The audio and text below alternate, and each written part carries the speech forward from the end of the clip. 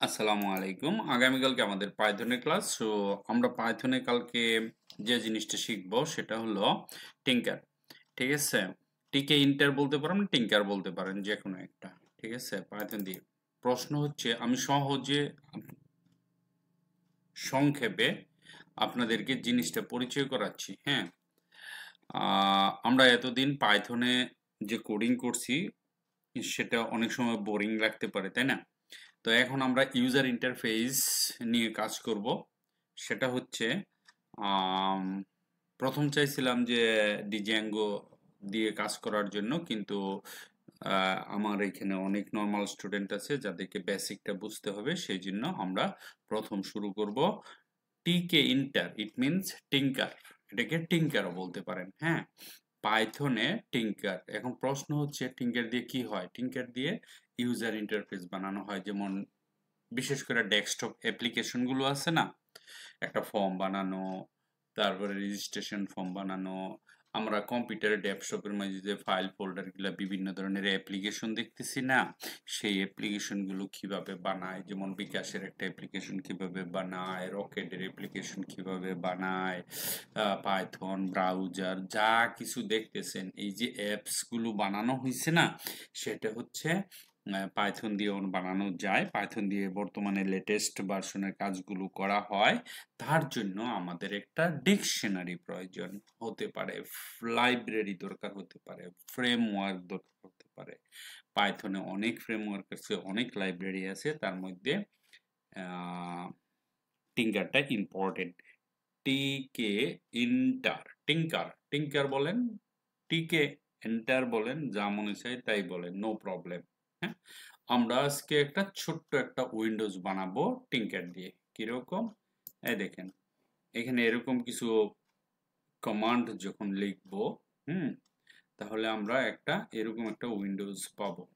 আমি এত জটিলে যাচ্ছি না, একবারে নর্মাল একটা বানাইছি। দেখেন, আমি এখানে লিখছি import tinker root tinker root dot main loop, অর্থাৎ আমি এই জিনিসটা বানাইছি এখন বিএস কোড দিয়ে। ঠিক আছে? তো বিএস কোডে যখন আমরা যাব, দেখেন, আমরা যদি বিএস কোডে যাই, আমাদের দেখেন, এই যে সর্বপ্রথম পাইথন, আপনারা জানেন যে পাইথন নামে একটা ফাইল নিতে হয়। এই দেখেন, উইন্ডো ওয়ান ডট পিওয়াই, আমরা একটা উইন্ডো বানাবো যেহেতু আমরা ইউজার ইন্টারফেস নিয়ে কাজ করছি।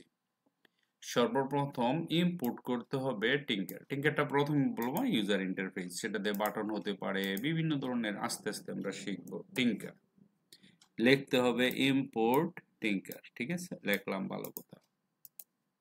কি করব? লিখবেন, এখানে যে কোনো ভেরিয়েবল নিতে পারেন, এটা একটা ভেরিয়েবল। আমি লিখলাম রুট টিঙ্কার ডট টিকে, ক্যাপ বড় হাতের টি লিখতে হবে।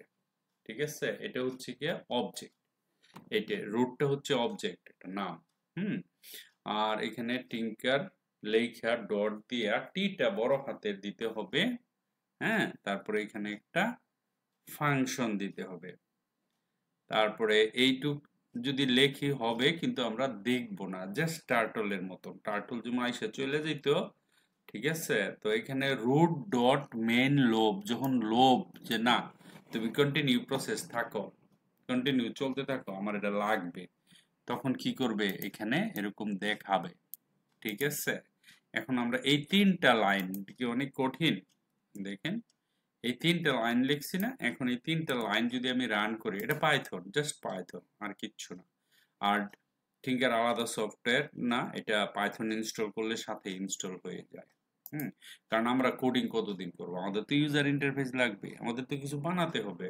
আমরা যখন এখানে ক্লিক দিব, ক্লিক দেওয়ার সাথে সাথে প্রোগ্রামটা রান হচ্ছে। দেখেন, আমাদের একটা উইন্ডো তৈরি হয়ে গেছে। এই দেখেন, এই যে জিনিসটা, এটাই হচ্ছে আমার, এই যে টিকে, দেখছেন? এই যে এটা এটা এটা বড় করলে বড় করা যায়, এটা একটা পুরো উইন্ডো। এই দেখেন, ঠিক আছে?